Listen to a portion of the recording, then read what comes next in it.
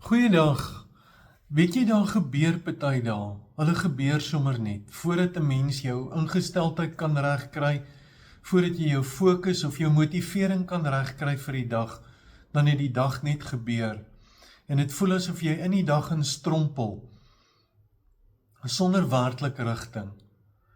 En dan is dit nogal frustrerend. Jy weet nie hoe om te fokus nie, jy weet nie hoe om die dag aan te pak nie, en jy gaan net aan.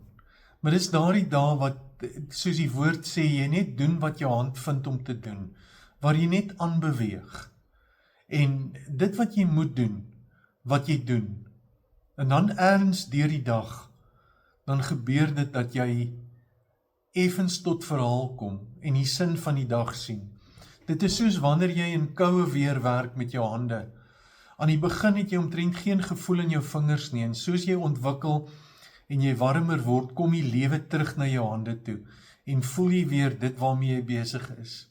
Dis op hierdie manier wat die Here werk. Hy het die dag vooruitgeloop, hy het die dag beplan, hy het die dag uiteengesit, en ek en jy moet in sy voetspore volg, moet doen wat ons hande vind om te doen, totdat dit vir ons sin maak, en dan die genade besef, dat God het my nie nodig, met my motivering, met my inset, voordat die dag werk nie. Dit is daardie tipe van dae, wat die Here ons dra, en ons net sy genade ervaar.